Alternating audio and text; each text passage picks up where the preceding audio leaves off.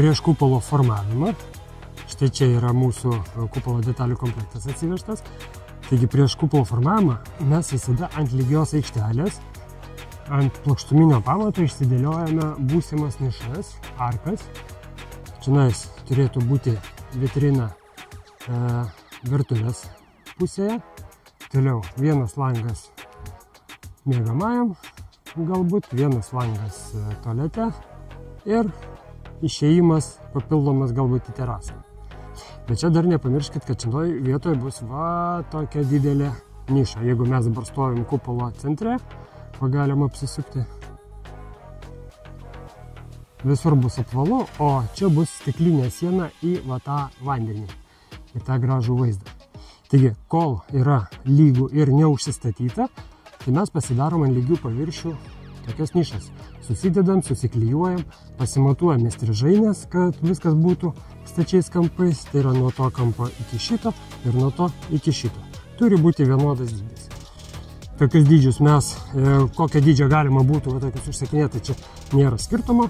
Mes visą tą sutarėm visada prieš pasirašydami sutartį gamybai, kad viskas būtų daroma tiksliai. Tai kai yra užsakoma gamyba tokių kupolinių namų su išsikišančiom nišom langam durim, tai langininkai gali jau pradėti ir gamybą, nes visi dydžiai bus tikslus pagaminti taip, kaip reikia. Tai va, tai jeigu darys va tokį darbą, kaip dabar yra padaryta, ne ant lygios aikštelės, o ant pievutės, tai pasižiūrėkim, kur mes tą galėtumėm daryti. Absoliučiai niekur, todėl kad lygumo niekur nėra. Visur yra reljefas, visur yra kreiva. Čia iš vis yra šlaitai, taip kad laifakas toksai, kad galima daryti būtų visada ant plokštuminio pamato.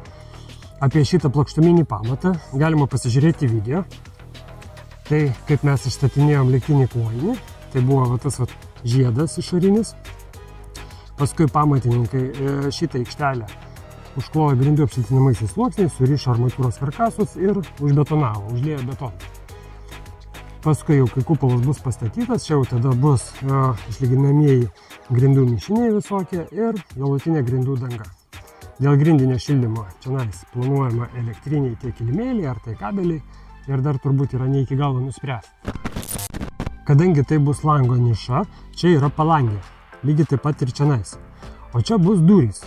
Tai dėl to, kad bus durys, mes nedarom tokio storo slenksčio, kadangi tai slenkstis turi būti daromas ant betoninio pagrindo, tai niša neturi surišimo apačioje iš tos pačios polistirolo medžiagos. Dėl to, kol mes suklijuojam, kol laukiam, kol klijai sustinktų, mes visada surišam su tokiom lentom, pagaliais. Tai yra laikinas dalykas, kol bus surišta. Tai va šitas irgi vitrina prasidės nuo pat grindų, dėl to mes irgi naudojam tokį medinį pagalį, tiesiog surišti, kad išlaikyti tą teisingą formą. Nulinį žiedą mes jau pasistatėm. Nulinis tai dėl to, kad jisai yra pažymėtas skaičiuku 0. Štai čia va, turbūt matosi. Ir dar nulinis yra dėl to, kad jisai yra visiškai vertikalus. Nėra jokio lenkimo. Jeigu prieit pasižiūrėti, taip va, žemyn yra absoliučiai tiesus. O va čia jau bus pirmojo žiedo. Štai čia yra vienetas. Ir matosi, kad jis yra šiek tiek jau išlenktas. Taigi dabar tas nulinio lygio iškelimas jau paruoštas ir kad viskas atsistotų į savo vietas, kad galima būtų štai čionais pripilti putų, klijų, mes priklijuojam tarpinės juosteles. Jos atrodo štai šitaip. Paprasčiausias irgi polistirolas su dvipusio lipniu skočiu priklijuota. Atklijuojam taip va tą dvipusę juostelės papirėlį ir klijuojam iš šono. Visada klijuojam iš vieno ir to paties šono, kad nesusipainiot. Jeigu guli detalės vienodai, visą laiką klijuojam iš dešinės pusės, nu, taip mums patogiau, kadangi dešiniarankiai dažniausiai esame. Ir visą šitą, kai susiklijuojam, kiek turim, imam ir visą žiedą statom ratuku, kad būtų dar vienas žiedas. Ir jisai jau bus šiek tiek siaurėjantis, jau bus šiek tiek ir į viršų pakrypęs į centrą. Štai šitoje vietoje labai gerai matosi, kur yra ta plokštelė mūsų integruota ir į šitą vietą pilasi klijai, putos. Va taip atrodo jau siūlė užpildyta. Klijų putimas yra pas mus atskiras video, kurį galima pasižiūrėti, kaip teisingai tą daryti. Reikia naudoti štai tokį vandens purkštuvą, galima ir kitokį, svarbu, kad purkštų vandenį, nes šitie klijai, kuriuos mes naudojam, yra poliuretaniniai ir jiems reikia vandens. Su vandeniu jie kai reaguoja, tada ir gaunasi tas sukietėjimas teisingas. Nes kai yra karšta, jie subliūkšta ir netinkamai plečiasi.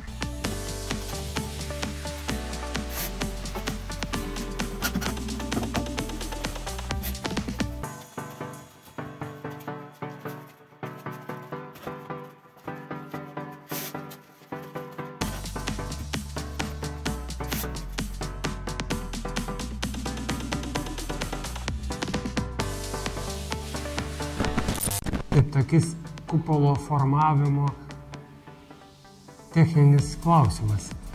Kai detalės yra jau pakankamai aukštai, jos pradeda griūti pačios, tai reiškia nukniumba. Ir kai jos nukniumba, jos užima sekančios detalės, būsimos detalės vietą. Tai kad to nebūtų, dabar parodysiu, ką galima atkreipti dėmesį.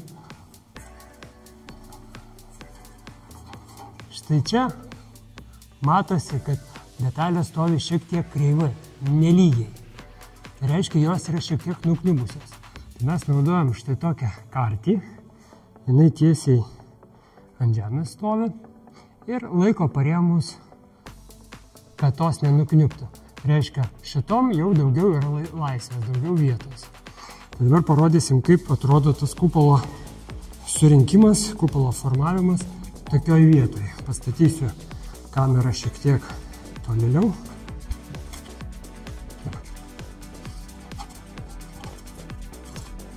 Imam, statom detalę ir jinai statysis ne visai teisingai iš karto. Apačioj turi būti sulygiuota, bent jau vertikalios linijos turi būti lygios.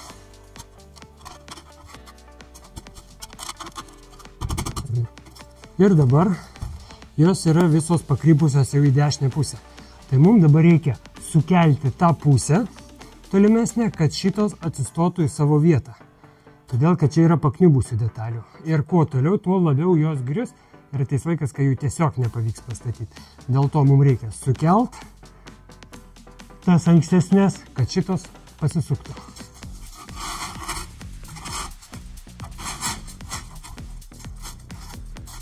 Kolegos paprašysim pakelti šiek tiek. Va taip.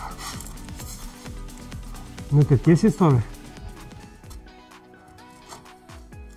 Ir dabar, jau kai pastatom šitą kartį, jau šitos detalės nebenukniups. Todėl dėl ankstesnių galima visiškai nesijaudinti, o šitas paskui šiek tiek vėliau sukelsim, kai toliau pastatysim. Ir viskas tokia ta kupolo formavimo paslaptis. Ir kai aukščiau dėsim, bus lygiai taip pat, irgi sukartim. Paremsim kniumbančias detalės, kad sekančios galėtų tiesiog stovėti savo vietoje. Suformavom visą žiedą. Ir jisai dabar yra tiesiog sudėtas. Ir yra nelygumų. Dabar galim užlipti į viršų. Dabar galim pasižiūrėti, ką daryti toliau, kai yra būtent va tokie nelygumai. Galima apsidairyti, matosi, kaip stipriai kai kurios detalės nukniubia, kai kurios iškylia į paviršių. Reikia va tokiu būdu išsilyginti. Kiekvieną detalę.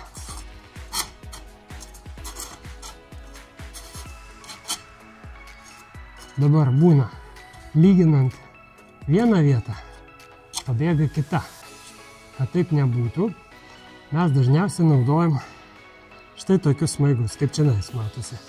Susmaigstyta, tiesiog jau klijai susingi galima bus išsiimti ir naudoti šito žiedo surišimui. Tai ką mes darom? Imam ir Čia yra iš paprasto elektrodo pasidarytas toksai aštrus smaigas. Ir įsmeigiam, kad šita detalė būtų surišta su šita. Ir jinai jau bus kur kas standesnė.